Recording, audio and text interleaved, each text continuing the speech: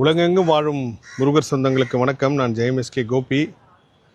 நீண்ட நாட்களுக்கு பிறகு ஒரு காணொளி, அதுவும் எது சம்பந்தமானது அப்படின்னு பார்த்தீங்கன்னா தெய்வ குழந்தைகள் சம்பந்தமானது. கிட்டத்தட்ட தெய்வ குழந்தைங்களுக்கு உதவி பண்ண ஆரம்பித்து 2 வருடங்கள் ஆகுது. இது வரைக்கும் 72 குழந்தைங்களுக்கு வந்து மிஷின் கொடுத்துருக்கோம். அதில் 3 குழந்தைங்கள் வந்து அந்த காக்லியர் மிஷின்றது வந்து அவங்க தலையை ஓப்பன் பண்ணி அதுக்குள்ளே மிஷின் வச்சு பண்ணுற ஒரு ஆப்ரேஷன். கிட்டத்தட்ட ஒரு மறுபிறவி மாதிரி தான். கடைசியாக மகாலட்சுமி குழந்தை கொடுத்தோம். சும்மா சிறு துளியாய் ஆரம்பித்த இந்த விஷயம் வந்து இன்றைக்கி வந்து எவ்வளோ பெரிய விழிப்புணர்வு ஏற்படுத்தியிருக்குன்னா, வாய் பேச முடியாத காது கேட்காத குழந்தைங்க எல்லாருமே தெய்வ குழந்தைங்கன்னு சொன்னோம். இப்போ ஒரு நிகழ்ச்சியில் வந்து என் நண்பர்கள் எடுத்து அனுப்புனாங்க. காட் சைல்டு அப்படின்னு சொல்லி குழந்தைங்களை போட்டிருக்காங்க, ஆர்டிசம் குழந்தைங்கள் அப்படின்னு. அது உண்மையிலே ஒரு பெரிய மகிழ்ச்சியை கொடுத்துச்சு. காரணம் வந்து எனக்கு தியானத்தில் வந்து உத்தரவு தான் நான் சொன்னேன். வாய் பேச முடியாத குழந்தைகள், காது கேட்காதவங்க, பார்வையற்றோர், ஆர்டிசம் குழந்தைங்க, அவங்க எல்லாருமே தெய்வ குழந்தைகள் சொல்லணும். காரணம் வந்து என்னென்னா நார்மல் மனிதர்களை விட அவங்களுக்கு ஒரு பெரிய சக்தி இருக்குது. சமீபத்தில் கூட ஜீ தமிழ் சேனலில் கூட தமிழா ஒரு நிகழ்ச்சியில் வந்து ஒருத்தர் பேசினார், கணவன் மனைவி. அதில் கணவர் வந்து வாய் பேச முடியாது, காது கேட்காது, பார்வையற்றோர் அப்படின்னு சொல்லி அவருக்கு ஒரு ஸ்பெஷல் டேலண்ட் இருந்துச்சு.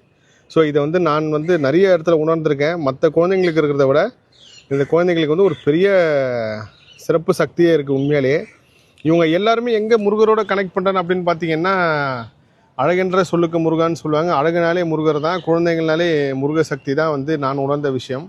அப்பேற்பட்டதில் இந்த குழந்தைங்க எல்லாருமே ஏதோ ஒரு விதத்தில் முருகப்பெருமானோட கனெக்ட் ஆகி இவங்க எல்லாருக்குமே முருக சக்தி வந்து இவங்க கோயிலுக்கு வராங்க, கோயிலுக்கு போகல. இதில் வந்து மதம் இனம் அப்படின்னு நான் சொல்ல வரல. ஏன்னா பூம்பாறை கோயிலுக்கு போயிட்டு வாங்க, ஆர்டிசம் குழந்தைங்க எல்லாருமே ஒரு பெரிய மாற்றம் அவங்களுக்கு ஏற்படும். அந்த அபிஷேக தீர்த்த கொடுங்கன்னு சொல்லி இது வரைக்கும் என் சார்ந்து என் நட்பு வட்டத்தில் ப்ளஸ் நம்ம முருக சொந்தங்களே கிட்டத்தட்ட ஒரு 200-300 பேர் போய் மிகப்பெரிய மாற்றம் வந்திருக்கிறத சொல்லியிருக்காங்க. சமீபத்தில் பிஜுன்னு ஒரு குழந்தை கூட சொன்னாங்க, அங்கே போய் தீர்த்தம் கொடுத்ததுக்கப்புறம் அவனோட அந்த ஆக்ரோஷம் கம்மியாயிடுச்சு, ரொம்ப சாதுவாக இருக்கான் அப்படின்ட்டு. ஸோ இவங்க எல்லாருக்கும் ஒரு முருக சக்தி கணக்கில் இருக்குது. அதை வந்து சில விஷயங்கள் என்னால் சொல்ல முடியும். கண்டிப்பாக பொதுவெளி என்றைக்காவது ஒரு நாள் அந்த ரகசியத்தை இயற்கை அனுமதியோடு நான் சொல்கிறேன். அது மட்டும் இல்லாமல் தமிழ்நாடு முழுவதுமே எங்கேயாவது வாய் பேச முடியாது, காது கேட்காதவங்க, இல்லை ஆர்டிசம் குழந்தைங்க, இந்த மாதிரி இருக்கிறவங்களுக்கு வந்து நிறைய முருக பக்தர்களே தானாக உதவி பண்ண வந்திருக்கீங்க. அது பார்க்குறப்ப ரொம்ப சிறப்பு விஷயமா இருந்துச்சு. காரணம் வந்து நம்ம ஒரு சிறு கருவியாக ஆரம்பித்தோம், சில விஷயத்த சொன்னோம்.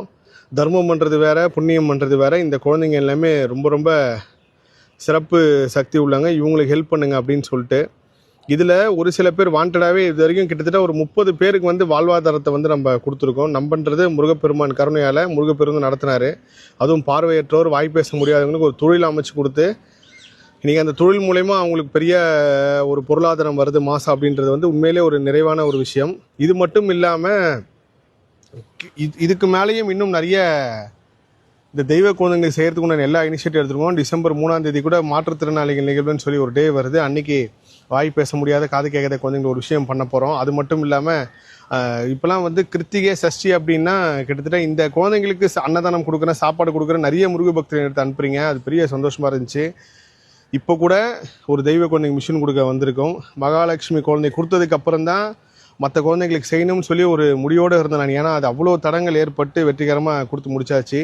இப்போ 74வது ஒரு குழந்தை கொடுக்க போகிறோம். அடுத்து கனிஷ்கான்னு ஒரு குழந்தை கொடுக்க போகிறோம். அதுவும் கிட்டத்தட்ட காக்லியர் மிஷின் தான்.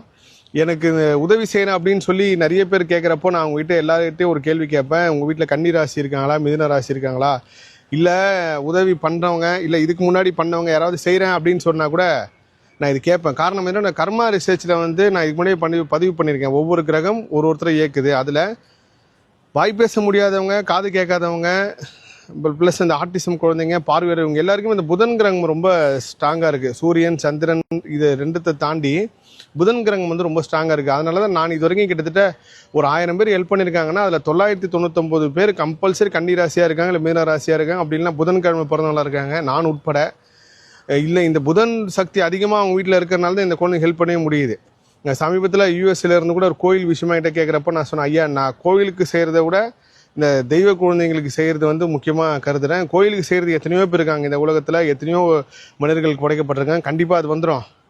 ஆனால் என் மூலயமா கண்டிப்பாக உங்களுக்கு கோயிலுக்காக நான் ஒரு காணொலி பதிவு செய்கிறேன். அமெரிக்காவில் வந்து ஒரு முருகர் கோயில் கட்டுறது சாதாரண விஷயம் கிடையாது அப்படின்னு.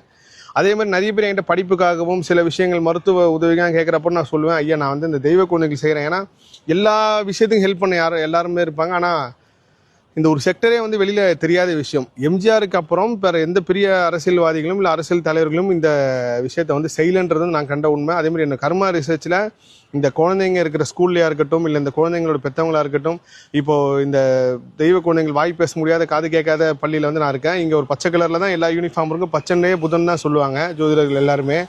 ஸோ இங்கே இருக்கிறவங்க முக்கால்வாசியர் புதன்கிழமை பிறந்தவங்க தான். இல்லை அவங்க கம்பல்சரி கன்னி ராசியாக இருக்காங்க. ஒரு ஹிந்து மதமாக இல்லை வேறு எதுனா பார்த்தா அவங்க கம்பல்சரி அவங்க வீட்டில் ஒரு புதன்கிழமை பிறந்தவங்க ஒரு பெரிய அளவுக்கு இந்த புதன் கிரகம் வந்து வேலை செய்யுது. இவங்க எல்லாருமே இந்த புதன் கிரகம் சார்ந்தவங்க. அதனால தான் முத்தியை வந்து புதன் சொல்லுவாங்க. ஸோ இந்த குழந்தைங்களுக்கு உதவி செய்கிறது உங்களால் முடிஞ்ச வரைக்கும் செய்யுங்க. அதை தாண்டி உதவி செய்கிறத விட பெரிய விஷயம்னா இவங்களோட அன்பு அரவணைப்பாக பாருங்கள். எங்கேயாவது வாய் பேச முடியாத காது கேட்காதவங்கன்னா அவங்ககிட்ட ஒரு 4 வார்த்தை பேசி அவங்ககிட்ட ஒரு சின்ன புன்னகையோட கையை கொடுத்துட்டு போங்க. அதேமாரி ஆர்டிசம் குழந்தைங்க இருக்கிறவங்க, உங்கள் வீட்டு பக்கத்தில் ஒரு ஆர்டிசம் குழந்தைங்க இருக்காங்க, அவங்க ஏதோ ரொம்ப கத்துறாங்க அப்படின்னா அது ஒரு பெரிய டிஸ்டர்பன்ஸாக நினைக்காதீங்க. அது ஒரு பெரிய குறையாக கருதாமல் அவங்ககிட்ட ஒரு அன்பாக பழகுங்க. இவங்களை எங்கே பார்த்தாலும் ஒரு அன்பு அரவணைப்போட ஒரு கையை கொடுத்து ஒரு ஹக் பண்ணிட்டு அவங்ககிட்ட பேசிட்டு போங்க. நீங்கள் உதவி செய்கிறத விட பெரும் புண்ணியம் வந்து இது.